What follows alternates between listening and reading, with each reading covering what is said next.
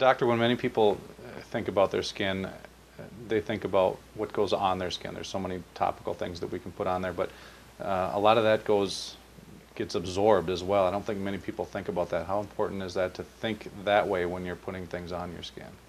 Well, it is hard to know as a consumer how much actually gets absorbed, either of the things you want to be absorbed, like the topical vitamin A or the topical vitamins, that we want a good absorption, Sure. and the things we don't want absorbed, like the preservatives that are needed to actually keep the product fresh. So I think what becomes more important is for consumers to read the labels and become more educated and read different places online or listen online, because you have to know the chemistry, and most people are not cosmetic chemists, and to see how much is absorbed. So I guess the safe thing is to avoid things with parabens and phthalates. That's become those keywords you want to avoid now. And try to maximize the things with like the topical vitamin A or topical vitamin C, B, things like that hopefully have good chemistry to get absorbed. One of the most common topical things that almost everyone puts on is sunscreen.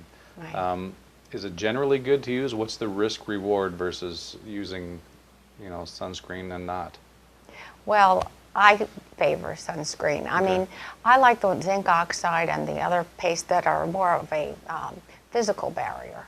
They also, a lot of the cosmetic companies also have powders that have sunscreen in them, and they're more of a physical barrier. There are many good chemical sunscreens out. I personally don't like them as much because of possible sensitivities and allergies, but they do a good job. It's just I prefer the ones that have natural vitamins. A lot of antioxidants are natural sunscreens. If you put that in with a physical barrier, like the zinc oxide, and use both the natural sunscreen ability of all these antioxidants and vitamins that we know about, and the zinc oxide paste, I think even though it can be, people don't always like the cosmetic look of it, I just think it's a little safer.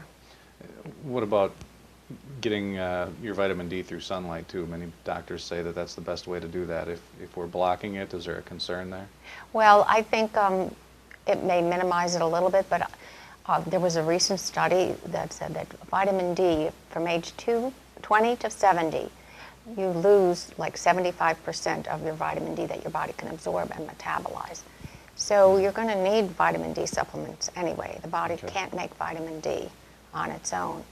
So I think it's more important to use a sunscreen and then get a blood level of vitamin D, which is easy to do now, and just supplement your diet with it's a very tiny little gel pill once a day and get the right level, whether you need 1,000 IU of vitamin D or 5,000.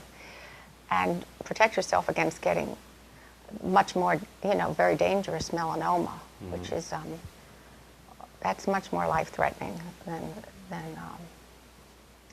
not using the sunscreen.